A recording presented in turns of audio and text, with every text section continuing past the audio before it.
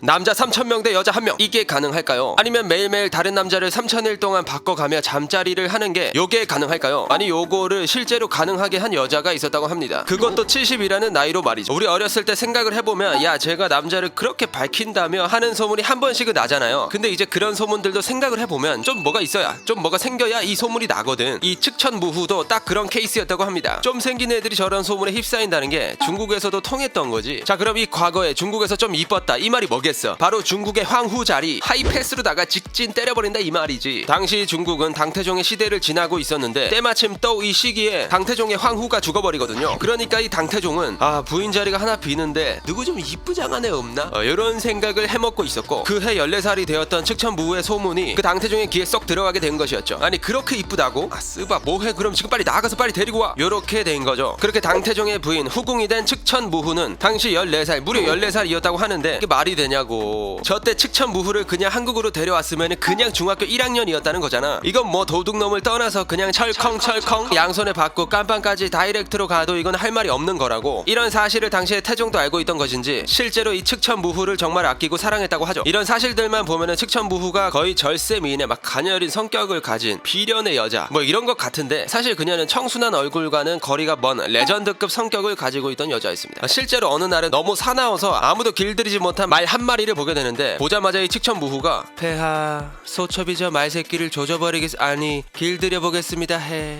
요런 말을 했다고 합니다. 그러니까 이제 당태종이 귀여워가지고 그 어떻게 길들일 거냐 해 그 깜찍하게 당근 같은 거 주려고 하냐 해 요렇게 받아쳤다고 하는데 그때 딱 이 측천무후가 바로 폐하 장난이 좀 투머치하다 해 저런 사나운 친구들은 때려야 됩니다 해 처음엔 뭐 새채찍 두 번째는 쇠망치 뭐 그래도 안 되면은 그냥 죽여버리면 된다 해 뭐 이랬던 거지. 요런 상황이 지속되자 당태종은 그것들이 너무 별로였는지 점점 우리 무후를 멀리하게 됐는데 실제로 밤마다 아주 외로운 밤을 홀로 많이도 지새웠다고 합니다. 자 근데 여기서 아주 지루하게 흘러가던 요 역사에서 갑자기 레전드급 사건이 하나 터지게 되는데 바로 어느 날 당태종 이 인간이 갑자기 병에 걸린 거야. 그러니까 우리 무후 어떻게 해야겠어? 당연히 병 시중 들고 점수 왕창 따야 될 거 아니야. 그래서 이제 한창 점수를 겁나 따고 있었는데 그때 이제 남자 한 명이 문을 열고 들어오는데 이 당태종의 아들 고종이었죠. 근데 이 친구 들어오자마자 누워있는 아빠는 거들떠 보지도 않고 그냥 바로 한 곳에 눈이 꽂히게 되는데 이게 바로 우리 무후였던 거야.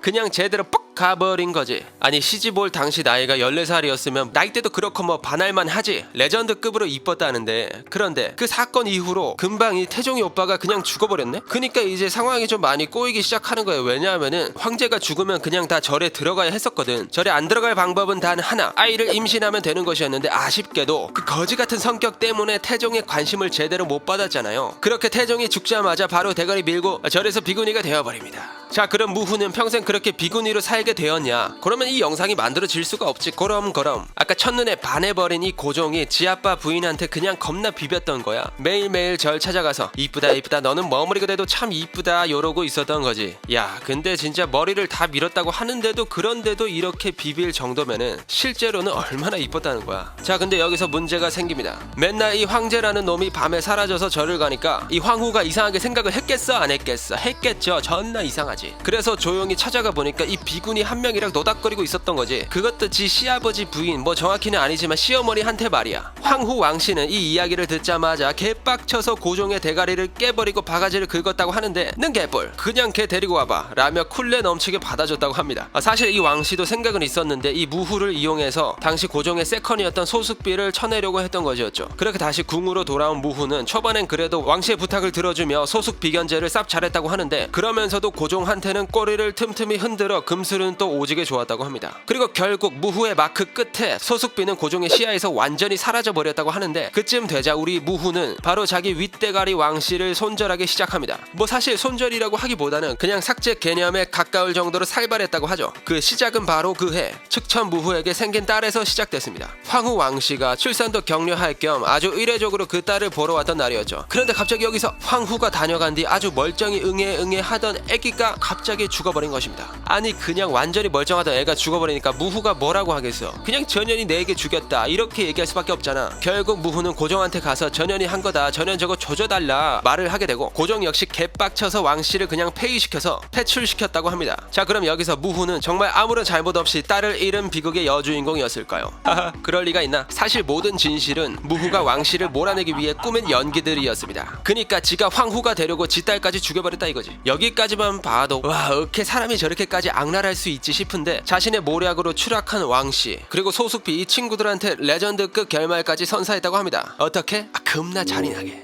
얘들아, 저기 왕씨랑 소숙비 쟤네가 내가 보기 싫으니까 전현들 그냥 곤장 한 100대 정도 후리고 팔다리 다 잘라서 그냥 항아리에 가다 버려. 푹 자게 놔둬. 요 지랄까지 했다는 거야. 실제로 소숙비는 죽기 직전에 나는 다시 태어난다면 고양이로 태어나겠다, 그래서 쥐로 다시 태어난 너를 물어 죽여주마 라는 저주를 퍼부었다고 하죠. 아니 왕씨는 그렇다 쳐도 소숙비 얘는 진짜 겁나 억울할 거 아니야. 근데 천하의 무후도 이게 무섭기는 했나봐. 실제로 이 이후로 왕실에선 고양이를 키우지 못했다고 합니다. 그로부터 꽤나 많은 시간이 흘러 고종이 병을 하나 얻게 되는데요. 근데 이 병이 나아지지를 않는 거야. 그니까 이 무후가 이걸 그냥 놔둘 리가 있나요? 자기 아들을 그냥 황태자로 임명시켜버렸지. 근데 이상한 거 이게 첫째가 아니라 셋째였던 거야. 왜 그랬을까? 뭐 간단히 말해서 그냥 자기 말을 안 들었거든. 첫째는 자기가 죽인 소숙비의 딸들을 챙겨주고, 또 한 명은 자기가 진행했던 숙청의 의문을 품고, 이런 문제 많은 놈들을 살려둘 수가 없었던 거지. 그래서 이제 첫째는 독살로 죽여버리고 둘째는 그냥 폐위시켜버린 거죠. 그런 상황에서 이제 고종이 아예 죽어버립니다. 그냥 진짜 궁 전체가 측천무후 나와버리가 된 거지. 그냥 일단 황제부터 그냥 그 셋째가 중종, 새로운 황제가 되었죠. 자 근데 참 어이가 없게도 이 중종을 그냥 3개월 만에 갈아엎어버려요. 외척 세력들이 너무 강력해진다고 그냥 황제를 몰아내버립니다. 그리고 이제 지 막내를 황제를 올려버리는데, 뭐 이쯤 오면은 다들 아시겠죠?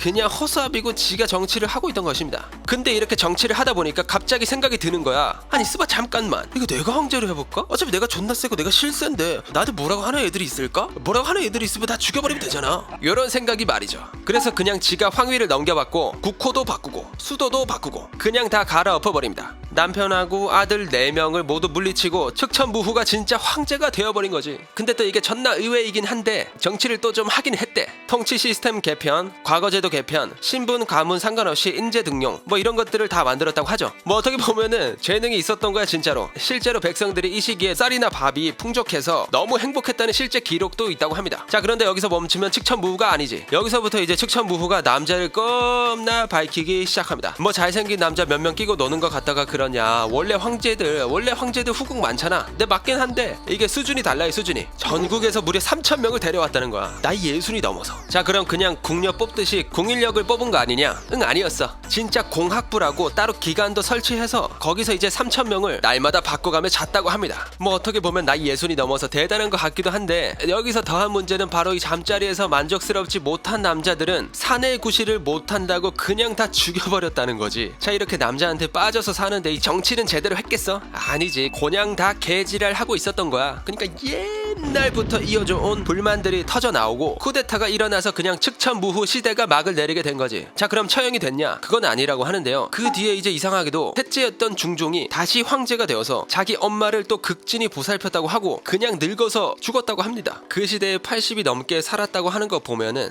진짜 그냥 레전드 인생 찍고 가신 거지. 그런데 이 측천무후와 함께 중국 3대 악녀로 손꼽히는 여자가 있습니다. 바로 여태후. 아니 측천무후만큼 몇천 년이 있어? 라는 생각이 드실 건데, 그렇다면 이 여태후는 뭐 때문에 측천무후와 함께 중국 3대 악녀로 불리는 걸까요? 이 여태후가 한 짓을 보면 진짜 보통 잔인한 게 아닌데, 때는 시간을 거슬러 기원전으로 가야 합니다. 기원전 241년에 여치라는 이름의 여자가 태어났는데요. 이 여자가 후의 여태후가 되는 인물이죠. 그녀는 부유한 집안의 딸로 태어났습니다. 그러던 어느 날 그녀의 아버지 여공이 지나가다가 누굴 발견하는데 나중에 한나라 황제가 되는 유방을 발견하죠. 근데 이때 유방이 뭐 황제가 될 것 같은 그런 모습을 하고 있던 게 아니라 그냥 집안에서 뒹굴거리는 그런 백수 건달에 불과했었다고 합니다. 그런 글을 보고 저놈 딱 보니까 나중에 황제가 될 것 같은데 하면서 바로 딸 여치를 유방에게 시집 보내버리죠. 아버지의 선견지명이 진짜 개쩔었던 거지. 그렇게 유방에게 시집간 여치는 이 유방을 황제로 만들기 위해 엄청난 내조를 하기 시작하는데, 뭐 유방 대신해서 옥살이를 하고 포로로 잡히기도 했을 정도니까 이런 내조가 통했는지 유방은 한나라를 세우고 황제의 자리에 오릅니다. 황제의 자리에 오른 유방은 이제 황제도 됐겠다, 집안 사람을 좀 챙기려고 하는데,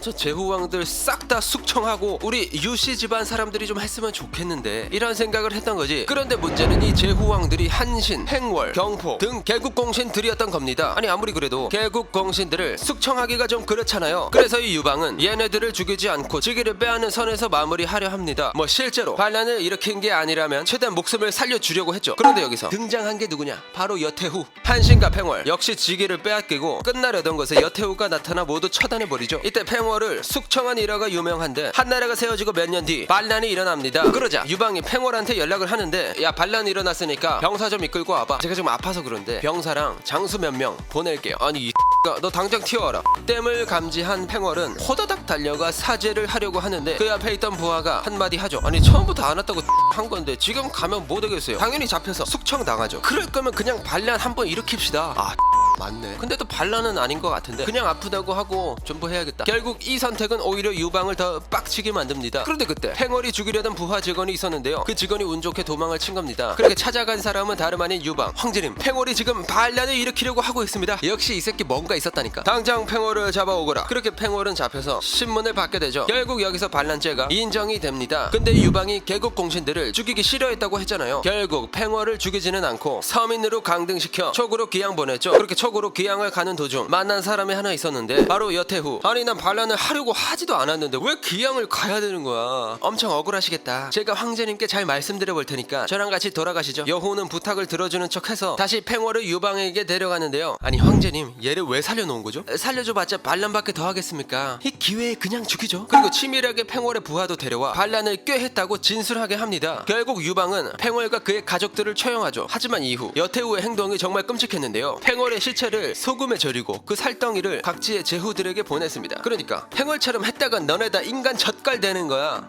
알겠지? 이런 의미를 담고 있던 거죠. 이때부터 악녀의 조짐이 보였던 여태후. 그래도 유방을 위해 내조도 열심히 했고 유씨감은 꿀빨게도 해줬으니까 된 거 아니야? 네 뭐 여태후의 존재가 유방에게는 엄청 도움이 된 것도 사실인데 문제는 유방과 여태후 이 둘 사이에 한 가지 이상한 점이 있었다는 겁니다. 아이가 2명밖에 없었던 거죠. 아들 유영, 딸 노원 공주 이렇게 단 2명뿐이었던 거지. 아니 옛날에는 아이도 많이 낳는 시대인데 왜 둘밖에 안 낳았던 걸까요? 그 원인은 유방의 다른 아내에게 있었습니다. 유방은 여러 명의 아내를 데리고 있었는데요. 여태후 말고 유방의 총애를 받던 부인이 따로 있던 겁니다. 그녀의 이름은 척부인. 얼마나 총애를 했냐면 중요한 전쟁터에 나갈 때마다 이 척부인만 데리고 나갔던 거야. 그러던 중 아들을 하나 딱 낳았는데 이 아들이 너무 이뻐. 생긴 것도 나랑 닮은 것 같고 성격도 좀 닮은 것 같고 하니까 척부인의 아들을 엄청 예뻐했던 거지. 아니 아내를 그렇게 이뻐하는데 아들은 또 얼마나 이뻤겠어. 근데 이 척부인은 본 부인이 아니다 보니 자신의 위치를 불안해했습니다. 그래서 매일 밤 유방을 찾아가 울고불고 난리 부르스를 떨었는데 황제 오빠 내 아들 좀 타자로 세워줘. 황제 심금을 울려버린 겁니다. 그래 내가 사랑하는 척부인이 이렇게 간청을 하는데 안 들어줄 수가 없지. 결국 유방은 유여이를 태자로 세우려고 하죠. 하지만 당연하게도 반대에 부딪히는데 아니 어떻게 본 부인의 아들을 두고 척부인의 아들을 태자의 자리에 올리시려 하옵니까? 이런 식으로 대신들이 엄청 반대했던 거지. 결국 유방은 여태후의 아들 유영을 태자로 세우게 됩니다. 그런데 여기서 큰일이 하나 벌어지는데요. 유방이 황제에 오른 지 12년 만에 죽어버린 겁니다. 그렇게 여태후의 아들 유영이 황제 자리에 오르죠. 자기 아들이 황제가 되었으니까 여태후의 힘이 강해질 거 아니에요. 그렇게 권력도 갖춰졌겠다. 드디어 복수의 시간이 찾아오는데 이전부터 갈등이 있었던 척부인과 여태후의 싸움이 시작된 겁니다. 아니 일방적인 폭행이 시작되죠. 당장 저 척부인을 영항에 가두거라. 당시 궁녀들의 감옥이었던 영항에다가 감금을 시키는데 이때 척부인의 머리를 죄다 밀어버리고 하루 종일 쌀을 찢게 하는 형벌을 내렸습니다. 그런데 이 척부인을 가둬놨어도 걸리는 게 하나 있었죠. 바로 척부인의 아들 유여의. 아무래도 황제의 아들이기도 하니까 뭔가 일을 저지를 수 있다고 생각했던 거지. 그래서 이 유여의를 없애버리기 위해 궁으로 부릅니다. 여의야 우리가 얼굴 본 지도 오래됐는데 궁으로 좀 오지 않겠니? 아 제가 나이가 어리잖아요. 가기가 좀 그렇죠. 그러면 좀 이따가 볼까? 아 제가 그때는 좀 아플 예정이라서요. 이런 식으로 여태후의 부름을 3번이나 거절합니다. 결국 빡이 칠 대로 친 여태후는 협박을 하기 시작하는데 야 좋은 말로 할 때 와라. 혹시 목숨이 2개니? 너희 엄마 목숨은 하나 같던데?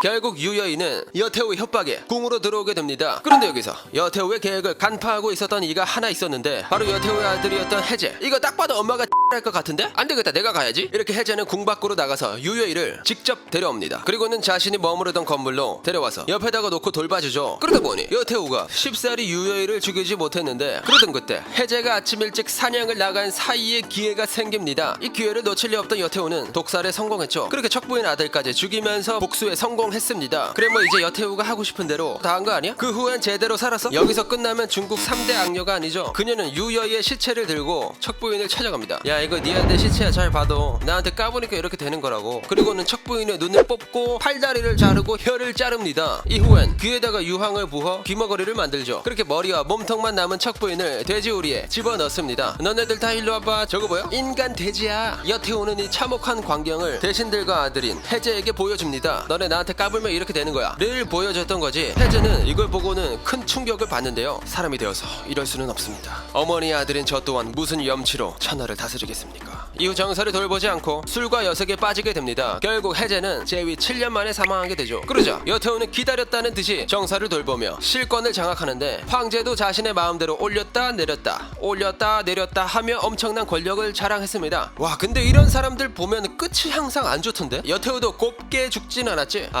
그게 다른 사람에 의해서 참교육을 당한 건 아니고 그냥 병에 걸려 죽었습니다. 근데 죽기 전에 뭔가 심상치 않은 일이 있었는데요. 어느 날 궁 밖으로 나가게 된 여태우에게 이상한 일이 일어납니다. 푸른 개처럼 생긴 괴물이 나타나서 겨드랑이를 툭 치고 갔다고 하죠. 그런데 주변 사람 누구도 그 괴물을 보지 못한 겁니다. 이상하다 싶었던 여태우는 점을 보게 되는데 척부인의 아들 유여이가 귀신이 되어 보복을 하는 것이다 라는 점괘가 나온 거죠. 이후 여태우는 건강이 악화되어 사망하게 됩니다. 뭐 해먹을 거 다 해먹고 병 걸려서 죽은 거지. 이 중국 3대 악녀 중 남은 한 명이 있죠. 바로 서태후입니다. 이 사람은 또 뭔 짓을 했길래 중국 3대 악녀라고 불리고 있는 걸까요? 앞에 측천무후, 여태후 이 두 명만 봐도 진짜 끔찍한 짓을 마다하지 않고 저질렀던 사람들이었는데 이 서태후도 진짜 만만치 않습니다. 매일 밤마다 미소년들을 잡아다가 뜨밤을 보내고 죽이는 것은 기본이고 권력을 위해 자신의 아들, 손자까지 이용해 먹은 사람이죠. 때는 1835년 북경에서 한 여인이 태어나는데요. 훗날 청나라를 거하게 말아먹을 여인의 탄생이었죠. 그녀의 이름은 바로 서태후. 그녀는 말단 관리의 딸로 태어나 가난한 어린 시절을 보내게 됩니다. 당연하게도 그녀는 이러한 삶에 불만이 가득했는데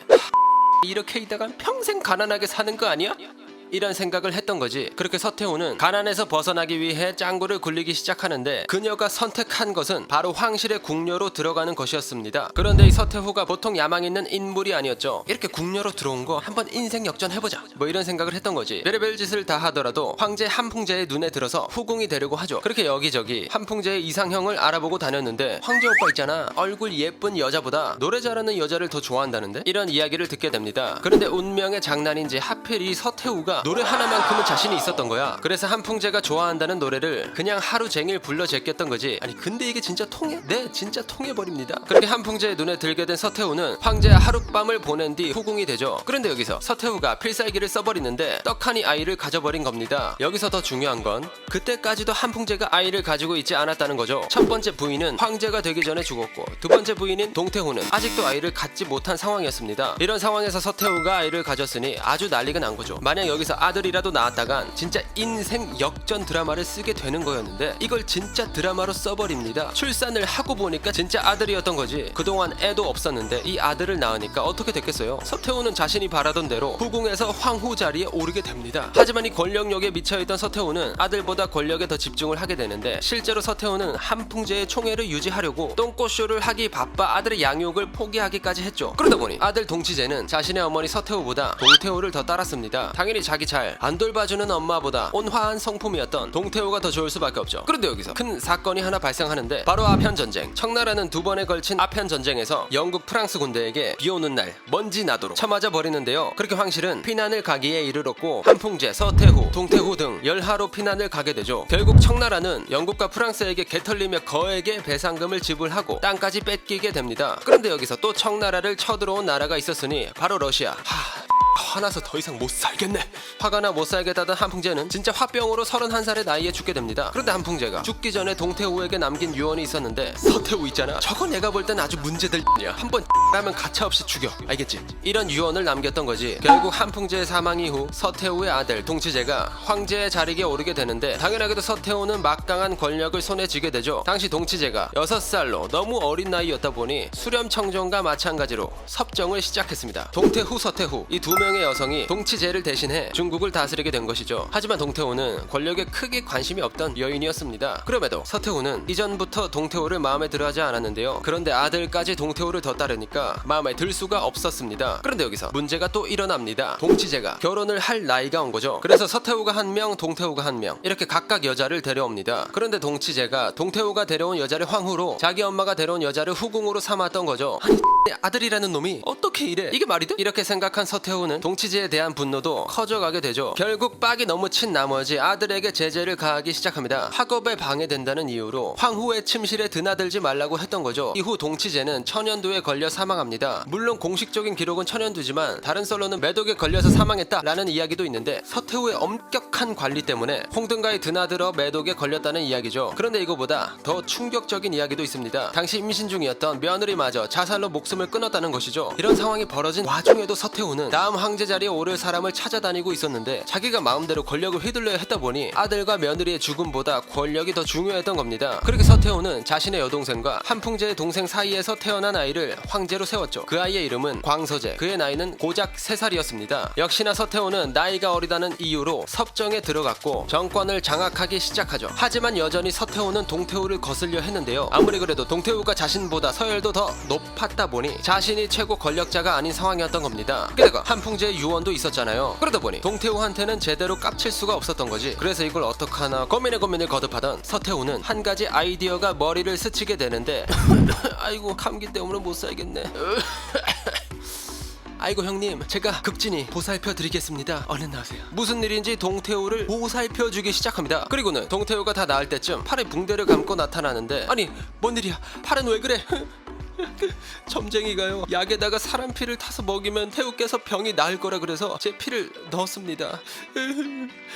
대배우 뺨치는 눈물 연기로 동태후의 마음을 사게 되죠. 결국 동태후는 감동을 받고 유언을 지키지 않기로 합니다. 그러던 1881년 동태후가 사망하게 되는데요. 공식적인 사연은 뇌진탕이었죠. 이것 역시도 서태후가 동태후를 죽게 만들었다는 썰이 존재하는데, 서태후가 동태후에게 보낸 떡에 독이 들어있었다는 겁니다. 이게 사실이든 아니든 결국 서태후가 바라던 일이 일어났던 거죠. 그렇게 청나라 최고의 권력을 손에 쥐게 된 서태후, 그 와중에도 광서제에 대한 감시는 철저히 했습니다. 광서제가 수업을 들으러 가면 참관도 하고 그날 공부한 내용을 물어보기도 하면서 엄청 간섭을 했던 거죠. 심지어 황후 자리도 자신의 조카를 데려다 앉혔습니다. 그렇게 시간이 흘러 드디어 광서제가 성인이 되며 서태후는 명목상으로 은퇴를 하게 되는데요. 청나라 황실 정원이었던 이화원에서 지내게 되죠. 그런데 서태후는 정사에도 참견하면서 사치와 향락에 빠지게 됩니다. 한 끼 식사의 반찬만 128가지가 넘었다고 하죠. 그중 기름진 음식과 고기에 미쳐 있었는데 식사비를 한번 계산해 봤더니 5,000kg의 쌀값이 나온 겁니다. 그리고 같은 음식은 절대 3번 이상 먹지 않았다고 하죠. 음식에만 사치를 부렸냐? 그것도 아니고 뭐 보석, 옷 이런 거에도 미쳐 있었는데 비단 옷만 해도 3,000여 상자가 넘었다고 하고 하루에도 몇 번씩 바꿔 입었다고 합니다. 이렇게 치장에 열심이던 서태후는 특히 머리에 신경을 많이 썼는데요. 심한 탈모를 앓고 있었던 거지. 그러다 보니 머리 손질을 할 때면 엄청 예민해졌죠. 만약에 궁녀가 빗질을 하다가 머리카락이 빠졌다 그러면 그날 그 궁녀는 죽은 목숨이었습니다. 그리고 자신 앞에서 기침을 하거나 실수를 하면 인분을 먹였다는 이야기도 있죠. 이 외에도 젊어지기 위해 매일 젊고 예쁜 여자의 모유를 먹었다고 합니다. 그런데 가장 충격적인 건 따로 있었는데요. 여보라, 때 아무도 없느냐? 네, 무슨 일이시죠? 거 나가서 미소년들 좀 잡아와봐라.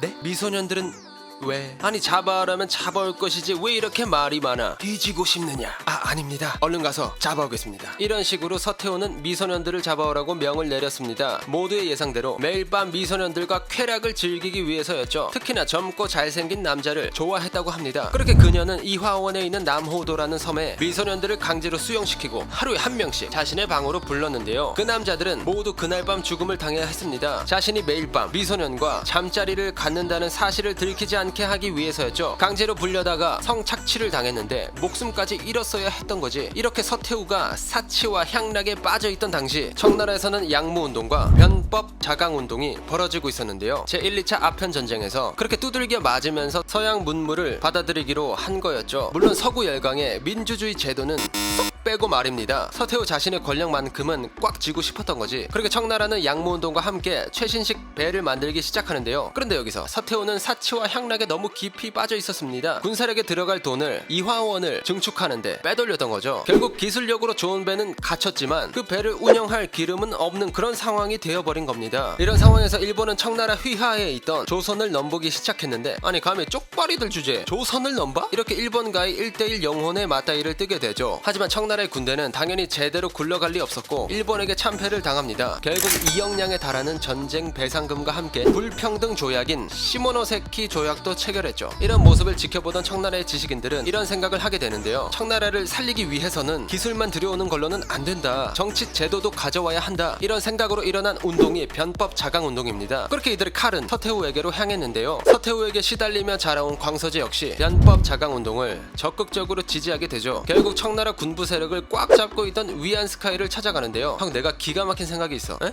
뭔데? 군대 몰고 서태후랑 그 세력들 싹 다 몰아내고 우리가 정권 잡자. 와, 개쩌는데? 오케이 내가 한번 해볼게. 이렇게 서태후를 몰아낼 작전을 짜게 됩니다. 하지만 줄을 오지게 잘 타던 위안스카이는 곧장 서태후를 찾아가는데요. 서태후님, 지금 광서제가 누님 밀어내자고 나한테 찾아왔는데? 진짜? 이게 오냐오냐 해줬더니 한번 갈아엎어야겠어. 결국 꼭지가 제대로 돌아버린 서태후는 자신의 세력과 함께 반란을 일으키게 됩니다. 이게 바로 무술정변이죠. 결국 서태후를 몰아내려던 사람들은 모두 뭐가지 다 댕강댕강 날아갔고 광서제는 유폐되었습니다. 그리고는 광서제가 병에 걸렸다며 광서제 대신 단친왕의 아들 부준을 즉위시키려고 하는데, 이런 어처구니 없는 상황을 보다 못한 서양 열강들은 반대를 하게 됩니다. 그렇게 광서제를 진찰하겠다며 나섰죠. 광서제를 진찰한 프랑스 의사는 광서제가 병에 걸리지 않았다고 공식적으로 발표하게 됩니다. 아니, 내 나라 내 맘대로 하겠다는데 왜 이렇게 단단히 빠개친 서태후의 눈에 든 게 있었는데, 바로 의화단. 그들은 서양인만 보면 그냥 잡아다가 죽이는 그런 집단이었습니다. 서태후는 이 의화단을 잘 구슬려서 외국 공사관을 습격하게 했죠. 이에 더해 서양인들을 향한 강간, 살인 같은 강력 범죄도 일어났는데, 서태후는 이런 상황에서도 강력한 지지를 보내게 됩니다. 하지만 여기서 가만히 있을 서구 열강들이 아니죠. 열강 8국은 의화단을 쓸어버리기 시작하는데요. 이후에는 북경을 함락시키고 베이징에 위치한 궁전인 원명원을 불태웠습니다. 나 이러다가 진짜 되는 거 아니야? 이런 생각이 든 서태후는 광서제를 데리고 피난을 가게 되는데, 이 와중에도 광서제가 가장 사랑하는 후궁을 우물에 빠뜨려 죽였습니다. 뭐 아무튼 서태후는 피난길에서 음식도 물도 없이 이틀을 굶게 되었죠. 결국 피난으로 지친 서태후는 서구 열강의 어떠한 요구도 다 받아들이며 다시 황실로 돌아오는데요. 그때 불평등 조약인 신축 조약이 체결됩니다. 전쟁 배상금도 주고 북경의 외국군이 상주하게 되었죠. 뭐 물론 서태후는 청나라가 어떻게 되든 그게 중요한 게 아니었습니다. 다시 자신이 권력을 잡았다는 게 중요했죠. 하지만 서태후에게도 결국 불행이 찾아오는데요. 평소 기름진 음식과 고기를 먹어왔던 서태후가 이질에 시달리게 된 것입니다. 게다가 매일같이 연회도 열고 과식도 했던 탓에 병이 악화된 것이죠. 결국 1908년 74세의 나이로 죽게 됩니다. 아이, 많이도 살았네. 근데 이렇게 죽어가는 와중에도 서태후의 미친 짓은 끊이질 않았는데요. 감금 중이던 광서제를 독살합니다. 그리고는 겨우 3살이었던 자신의 손자인 푸이를 황제 자리에 앉히죠. 진짜 권력에 미친 여자였던 거지. 이렇게 죽기 직전까지 미친 짓을 하던 서태후는 이런 유언을 남겼다고 하는데요. 다시는 나처럼 여자가 정사에 관여하는 일을 없도록 하라. 자, 그럼 이렇게 말도 안 되는 사람이 정치하는 일이 없기를 바라며 오늘의 1급 비밀 마치도록 하겠습니다. 다음에 또 다른 진실만을 담은 서류 1급 비밀 파일 들고 찾아오도록 하겠습니다. 감사합니다.